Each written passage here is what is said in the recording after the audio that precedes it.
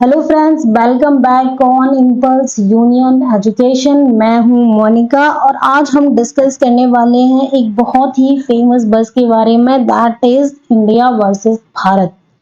तो अभी ये जो न्यूज़ है इंडिया वर्सेस भारत बहुत ज़्यादा प्रेवलेंट हो रही है इंडिया में, बिकॉज रिसेंटली जो हमारी प्रेसिडेंट है उनकी तरफ से एक इनविटेशन गया है वर्ल्ड लीडर्स को, जिसमें उन्हें प्रेसिडेंट ऑफ इंडिया ना दिखाकर दिखाया गया है प्रेसिडेंट ऑफ भारत। ये जो इनविटेशन है उसे प्रेसिडेंट ऑफ इंडिया का नहीं, प्रेसिडेंट ऑफ भारत का इनविटेशन बताया गया है।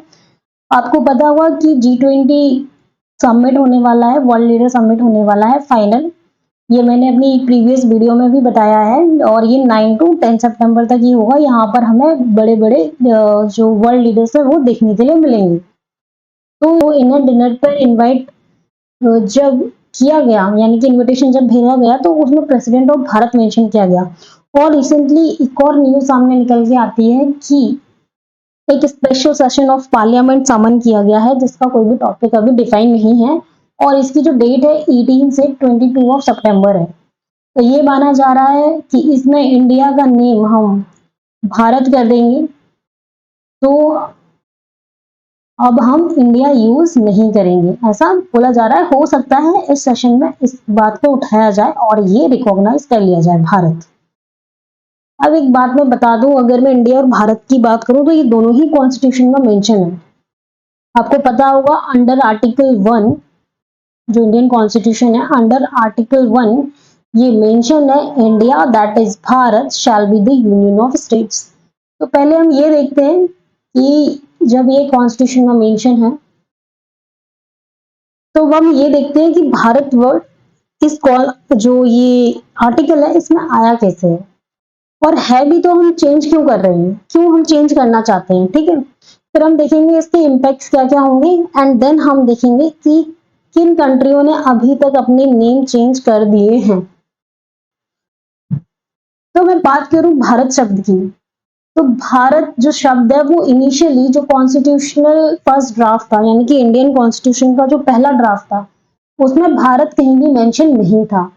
जब ये जो फर्स्ट ड्राफ्ट है कॉन्स्टिट्यूशन का वो पुट किया गया, तब एक बहुत ही लंबी डिबेट होती है, लगभग 1 साल तक ये डिबेट चलती है। यानी कि जो पहला कॉन्स्टिट्यूशनल ड्राफ्ट था नवंबर 4 1948 को पुट किया गया था, और उसके बाद लगभग सितंबर 18 ऑफ सितंबर तक ये डिबेट चलती है इस बात को लेकर कि ये बहुत ही बड़ी एक चूक मानी जा सकती है जो कॉन्स्टिट्यूशनल असेंबली के जो मेंबर थे उनके द्वारा, कि उन्होंने भारत वर्ड कहीं भी कॉन्स्टिट्यूशन में मेंशन ही नहीं किया है, जबकि हम तो अपने देश को भारत ही बुलाते थे। ओके, और पूरे कॉन्स्टिट्यूशन में मेंशन है इंडिया, अब हम मेंशन क्या करें। तो तब जो एच.वी. कामत हैं उस समय पे 2 अल्टरनेटिव्स देते हैं कि आप ऐसा कर लीजिए, जो आपने लिख रखा है इंडिया, उसको आप कर लीजिए India that is Bharat shall be recognise as a union of state. इससे सारी प्रॉब्लम सॉल्व हो जाएगी, हमारे देश जो हम नाम यूज करते हैं वो भी आ जाएगा, और जो हमने अभी तक इतना मतलब कि जो कॉन्स्टिट्यूशन बनाया उसमें इंडिया इंडिया डाला है वो भी रिकॉग्नाइज हो जाएगा। तो लगभग 1 साल की डिबेट के बाद 18 ऑफ सितंबर 1949 को भारत ऐड किया जाता है सेकेंड रीडिंग ऑफ कॉन्स्टिट्यूशन में। ओके, और डॉक्टर भीमराव अंबेडकर इस कमेटी के चेयरमैन थे, यानी कि ड्राफ्टिंग कमेटी जो कॉन्स्टिट्यूशन ड्राफ्ट कर रही है वो आर्टिकल 1 में अमेंडमेंट करते हैं, और अमेंड करने के बाद उसमें जोड़ते हैं India that is Bharat shall be the union of states. तो इस तरीके से दोनों नाम जो है अपने कॉन्स्टिट्यूशन में देखे जाते हैं और रिकॉग्नाइज किए जाते हैं। तो चलिए आगे देखते हैं कि भारत और इंडिया दोनों क्या सेंस बना रहे हैं, मतलब हम इंडिया यूज कर रहे हैं इसका क्या सेंस है, और भारत यूज कर रहे हैं इसका क्या सेंस है। दैट मीन्स वही बात है कि हम इंडिया को हटाना क्यों चाह रहे हैं और भारत को लाना क्यों चाह रहे हैं।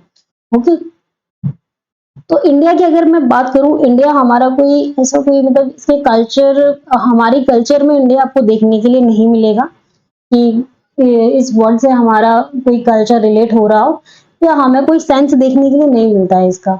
हमें सिर्फ इतना पता है हमारी हिस्ट्री से कि ग्रीक लोग जो होते थे वो इंडिका कह के बुलाते थे, जो ये रीजन है बियॉन्ड इंडस, ठीक है। वो इंडस रिवर की वजह से उसे इंडिका कह के बुलाते थे। और मेगास्थनीज जब आते हैं, वो भी ग्रीक ही थे, तो मेगास्थनीज आते हैं तो एक बुक लिखते हैं इंडिका, है ना, जिसमें इंडिया के बारे में डिस्क्राइब करते हैं। तो वो इंडस रिवर की वजह से इसे इंडिका कह के बुलाते थे। फिर ब्रिटिश आए, ब्रिटिश ने क्या किया, इसको इंडिया कर दिया। तो हम कैसे अभी भी रिकॉग्नाइज होते हैं as a geopolitical entity that was created by the British राज।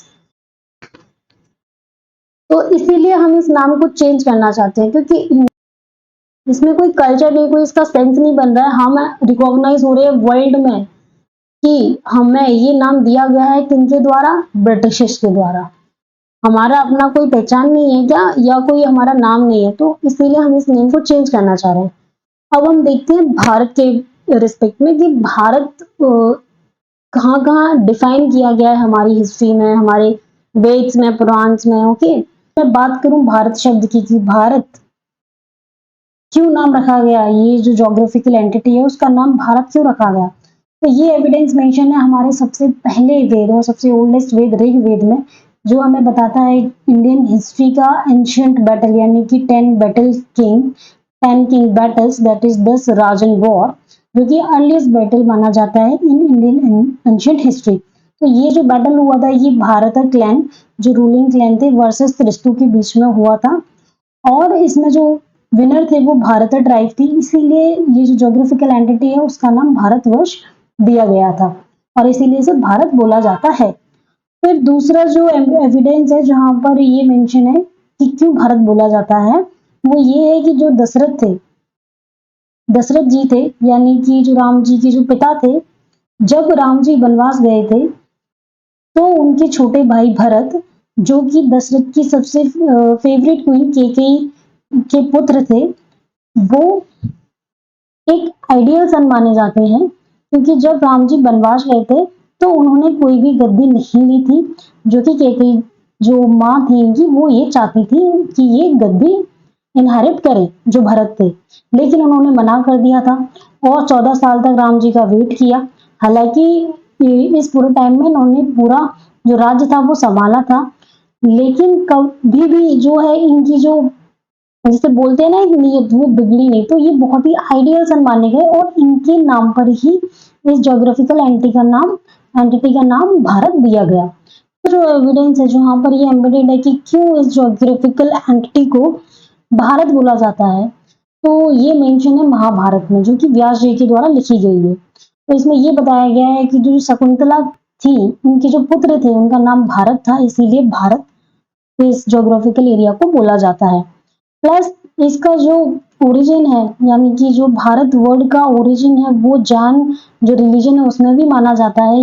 ये माना जा ये माना जाता है कि जो फर्स्ट तीर्थंकरा है ऋषभ देव, यानी कि जो कि जैनिज्म के फाउंडर भी माने जाते हैं, जैनिज्म का फाउंडर भी कहा जाता है। इनके जो सन है जिन्होंने वर्ल्ड को जीता था, that is first chakravarti ruler, जो इनके सन थे, इनका नाम था भारत।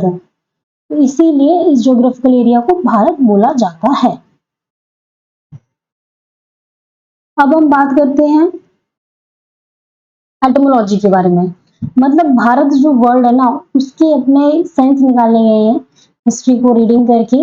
ओके, तो एटमोलॉजी में अगर मैं देखूं तो जो भा है, भा का मतलब है भाव, इमोशंस। रा का मतलब है रागा, ट्यून। और था का मतलब है रिदम। तो भारत, ता का मतलब है रिदम। तो इस तरीके से इसके अपने जो मतलब स्टडी करके काफी ये साइंस निकाले गए हैं कि भाई क्यों नेम भारत रखा गया है।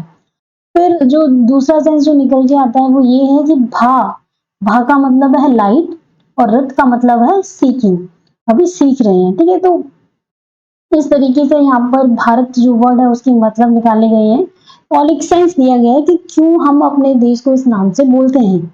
जबकि अगर मैं कंपैरिजन करूं इंडिया का, तो आप लोगों को खुद ये नजर आ रहा होगा कि जो भारत का जब मैं कंपैरिजन करूं इंडिया से, तो इंडिया हमें ऐसी ज्योग्राफिकल एंटिटी दिखाई दे रही है जो ब्रिटिश के द्वारा कॉलोनाइज थी, और उसे ही हम इनहेरिट कर रहे हैं। ब्रिटिश ने हमें इंडिया बोला और हम इंडिया ब्रिटिश ने हमें इंडिया बोला और हम उस नाम को चला रहे हैं। लेकिन भारत हमें दिखाई दे रहा है कि हमारे कल्चर में किस तरीके से एम्बेडेड है, और इसके अलग अलग साइंस निकल के सामने आ रहे हैं। तो चलिए अब बात करते हैं ऐसी कंट्रियों के बारे में जिन्होंने अपने नेम चेंज किए हैं। उनके ऊपर भी मतलब कि वो जो ज्योग्राफिकल एंटिटी है वो भी कॉलोनाइज की गई थी यूरोपियंस के द्वारा, लेकिन उन्होंने वक्त रहते अपने जो कंट्री के नेम है वो चेंज कर लिए हैं। जैसे मैं बात करूं अफ्रीका कॉन्टिनेंट की जो कंट्री है गाना, तो इस कंट्री का नाम था गोल्ड कोस्ट और इसने 1957 में अपना नेम चेंज कर लिया घाना। वहीं पर अगर मैं बात करूं जायरे, तो जायरे और इन्होंने अपना नेम चेंज किया कॉन्गो इन 1997। वहीं पर अगर मैं बात करूं टर्की की, तो टर्की जो अभी 2021 तक जानी जा रही थी एज अ टर्की, तो इसने भी अपना नेम चेंज कर लिया टर्की करके। ये तो अभी हाल ही में हुआ है 2022 में। अगर मैं इंडिया के नेबर्स की बात करूं तो इसका सबसे अच्छा एग्जाम्पल है बर्मा। तो ब्रिटिश म्यांमार को बर्मा कह के बुलाते थे, तो 2019 में इन्होंने खुद का नेम चेंज किया और उन्होंने बर्मा से म्यांमार किया। और श्रीलंका की अगर बात करूं तो ब्रिटिश इनको सैलम कह के बुलाते थे, तो इन्हें कोई मतलब ऐसा लगता नहीं था, तो उन्होंने भी खुद को उस नेम से अलग किया और दूसरा नेम रखा श्रीलंका इन 1997। वहीं पर अगर मैं थाईलैंड की बात करूं तो थाईलैंड ने भी खुद को सियाम से थाईलैंड किया इन 1939। ये जितनी भी एंटिटी है ये कोलोनाइज मतलब ये कॉलोनी थी ब्रिटिश की, यूरोपियंस की। ओके, तो इन्होंने वक्त रहते खुद के नेम चेंज कर लिए हैं। अब इंडिया भी इसी दिशा में आगे बढ़ रहा है, तो देखा जाएगा कि पार्लियामेंट अपकमिंग पार्लियामेंट सेशन में ये नेम चेंज होगा या नहीं।